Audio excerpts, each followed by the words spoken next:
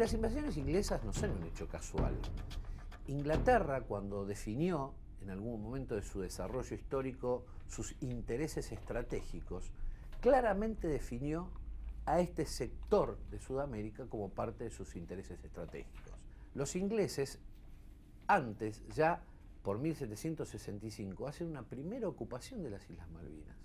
Hay varias expediciones que realizan los ingleses para ir estudiando geomorfológicamente, biológicamente, cartográficamente, este sector.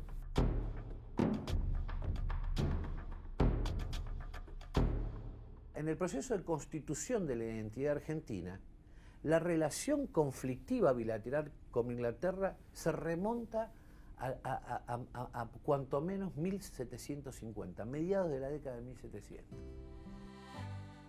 Eso fue construyendo en el espíritu popular una idea de que ahí teníamos un otro, de que ahí teníamos un adversario, si no lo querés llamar un enemigo, que ahí teníamos un Estado que pretendía algo de lo que nos correspondía.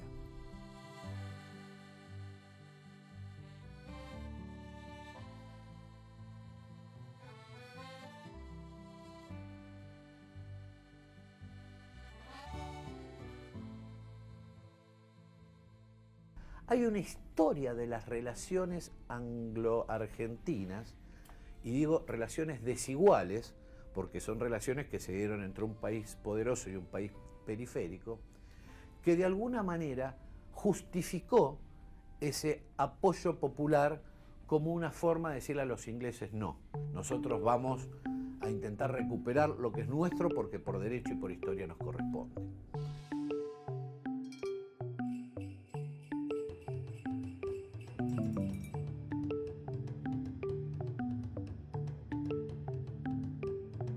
Me llamo César Trejo.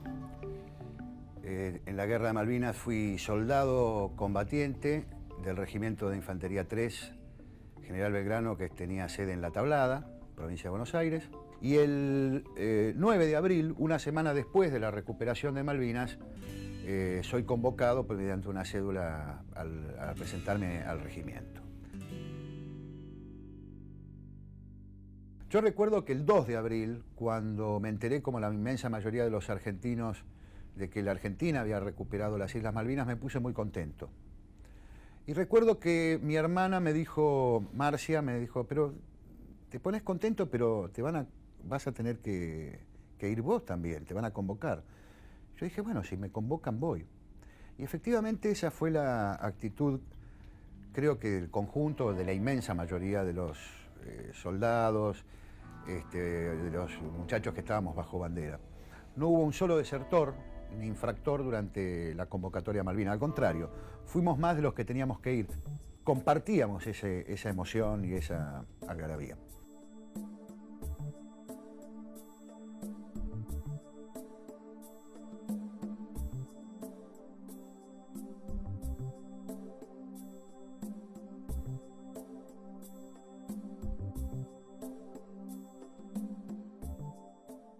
Yo soy Delmira de Cao, mamá de Julio Rubén Cao, un docente, un muchacho muy comprometido con la educación, amaba la patria. Y yo siempre digo que Malvinas era un lugarcito en el mapa, ¿no es cierto? Como él también sabía enseñar en aquellos tiempos. Pero cuando fue la recuperación de Malvinas, Julio tuvo que dar el discurso en la escuela hablando de lo que eran capaces los argentinos cuando de defender la patria se trataba. Convocan la clase de él. Él realmente podía no haber ido porque él era casado. Su esposa estaba embarazada de 5 meses. Cuando vino y me dijo: mamá, voy a ir a la guerra, le dije: no, Julio. ¿Cómo, mami, me decís que no? Si están convocando la clase. No, Julio, vas a tener una hija. Vos sos casado. Mami, no me pidas eso, dice. ¿Cómo me podés pedir que no vaya a defender mi patria? Y que después, ¿cómo voy a hablar de San Martín y Belgrano? Así que se fue sin ningún miedo, se fue tranquilo, con mucho orgullo a defender su patria y su bandera, ¿no? Bueno, mi nombre es Alberto Duarte, Y bueno, yo pertenecía, mejor dicho, estudié en el Sargento Cabral para suboficial del ejército. Uno piensa que está preparado para todo tipo de actividades durante el ejército. Hasta que se salió el movimiento por el problema de Malvinas. El 13 de abril, que fue cuando empezaron los preparativos en serio para la marcha, para el problema de Malvinas, ya las cosas empezaron a cambiar. A la mañana, a despegar, como dije anteriormente, pertenecíamos al regimiento 6. A la tarde nos encontrábamos tomando un avión para desembarcar en Malvinas. Soy de clase 1963, nacido el 18 de septiembre. Pertenecía a la clase a la Escuela de Ingenieros de Campo de Mayo. No tuvimos tiempo de nada. En una semana ellos nos hicieron aprender cómo se colocaban las minas antitanque, las minas antipersonales, las trampas cazabobos, todas esas cosas con 2 meses de instrucción, y así viajamos el 11 de abril. Todo esto, para el que lo ve de afuera, dice, en tan poco tiempo pasaron tantas cosas. A nosotros nos pasaron muchas cosas. Nos pasó nada más ni nada menos que una guerra.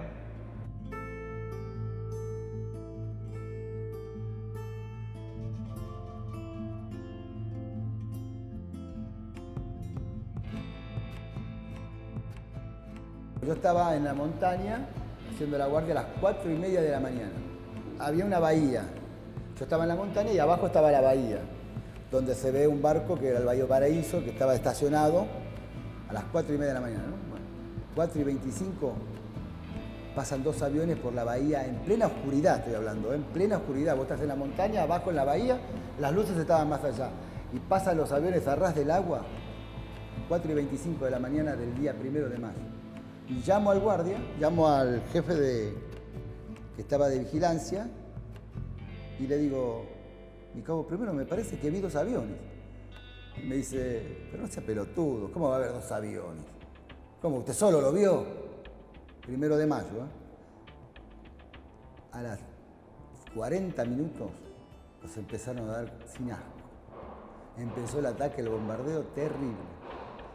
Yo estaba al hospital acá, yo estaba en la montaña arriba y la bahía estaba ahí, ¿no? Y ahí nos empezaron a atacar.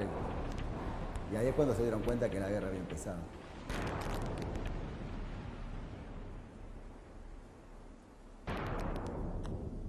El fenómeno del conflicto ha marcado radicalmente a todos los argentinos de muchas maneras posibles, pero lo importante es que es una marca central, contemporánea, que tiene diversas explicaciones colectivas. A mí me tocó en el año 99, ahí terminando el siglo, conocer por primera vez en ese momento a un excombatiente y muy cerquita después a familiares de los caídos.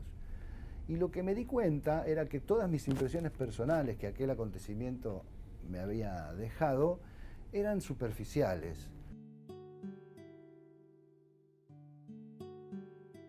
Los medios de comunicación en la Argentina nunca habían habilitado para el conocimiento público y tampoco el Estado Nacional la experiencia vivida por los participantes directos en el conflicto de la Guerra de Malvinas. Y lo que habíamos tenido nosotros como nuestra comprensión del fenómeno era una combinación entre esas pequeñas experiencias personales y los titulares que los diarios habían construido respecto de ese pasado. Entonces, era común, y hoy todavía sigue siéndolo, que la palabra Malvinas se reduce a la guerra.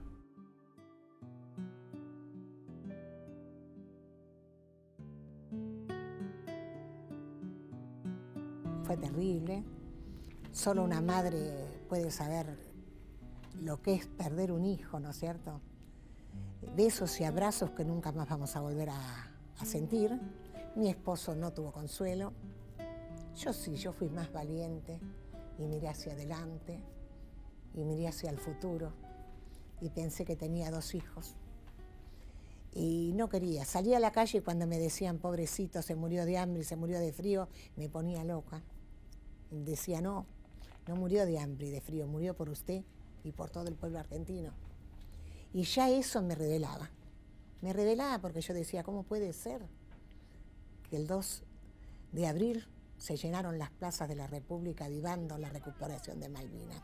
No nos quisieron la guerra, pero así los soldados que iban a defenderla.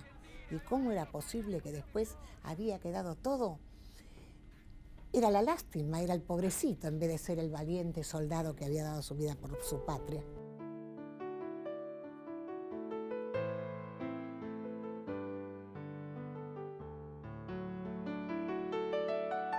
Cuando nosotros regresamos, nos encontramos con una situación tremenda, porque los primeros desmalvinizadores fue la última junta militar. Cuando nosotros, la mayoría, volvimos en un buque inglés de transporte, los que estábamos en tierra, Malvinas, el Canberra. Los militares habían hecho un cerco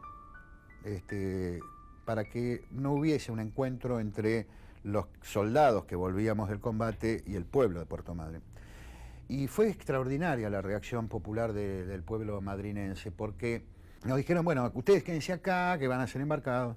Y la gente no aceptó que les pusieran una valla y pasó por encima de la valla, porque la gente quería agradecernos que habíamos peleado, porque ellos habían vivido la guerra, no lo habían visto por televisión solamente, sino que habían hecho oscurecimientos, en los colegios sus hijos de la primaria habían hecho simulacros de bombardeos y querían un recuerdo de nosotros. No importaba si volvíamos vencidos o victoriosos, lo importante es que habíamos combatido por la Argentina.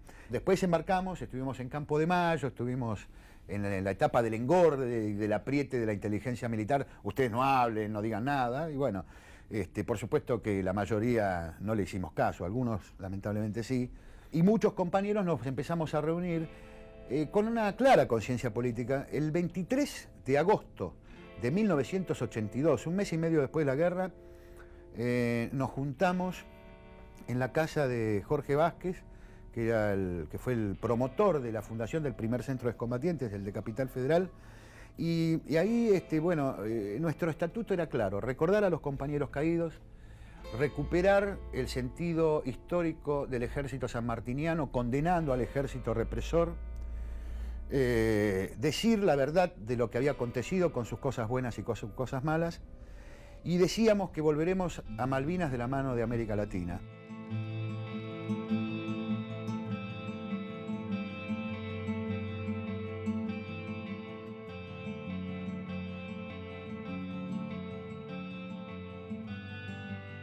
Habrán visto la frase o la palabra volveremos debajo de la silueta de las islas en todas las identificaciones que circulan entre los veteranos de guerra.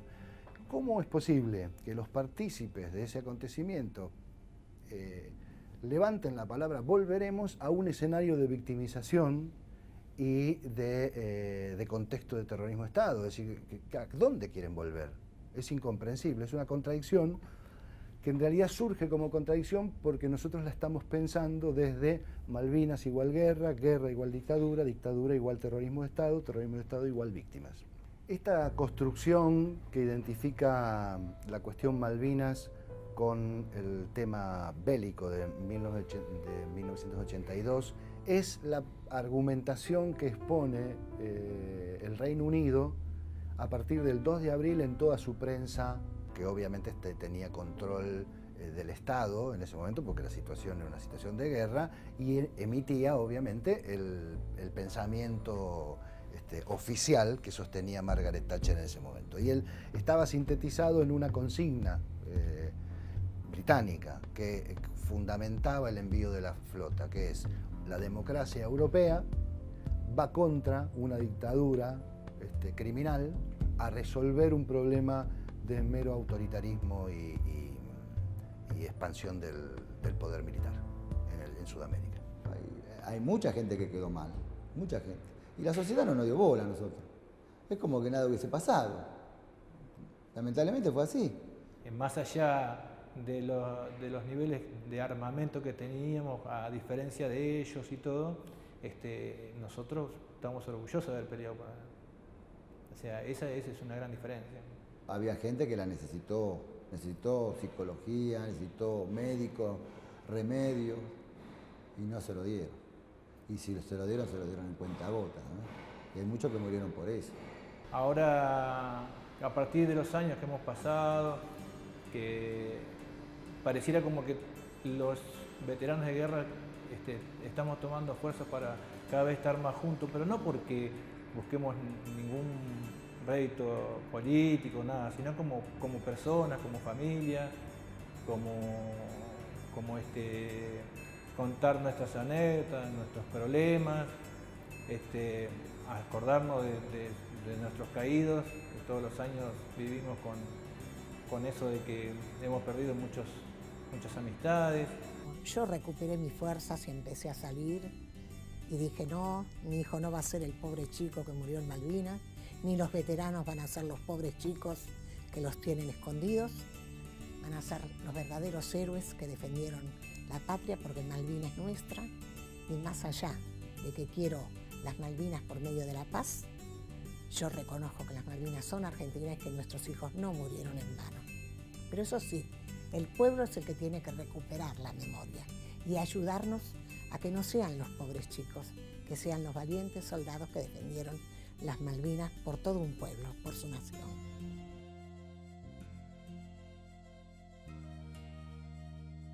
Hubo muchos casos como el mío que no tuvimos acceso a reintegrarnos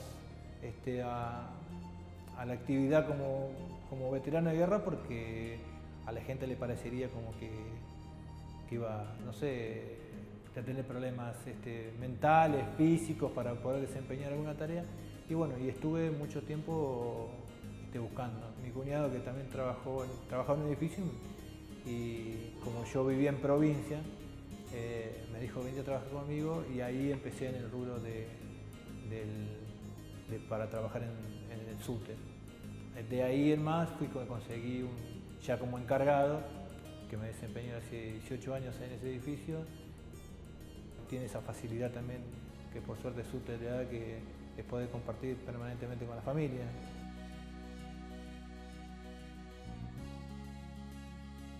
Por lo menos el que más se preocupa por la gente y trata de salir adelante, ¿sabes?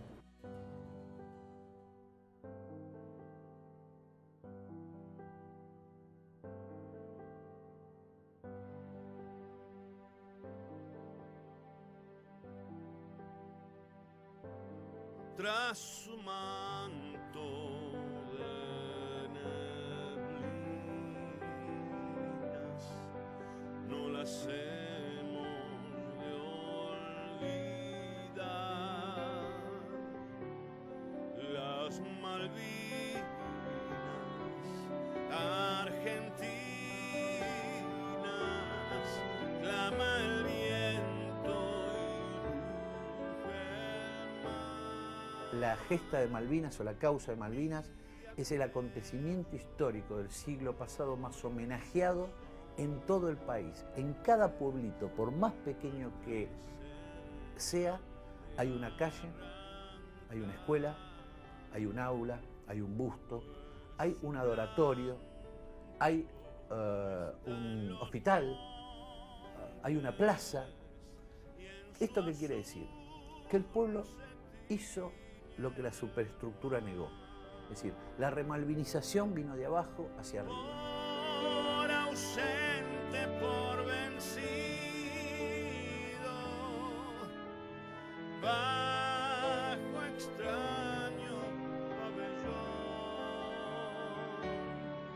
ningún sueño más querido de la paz.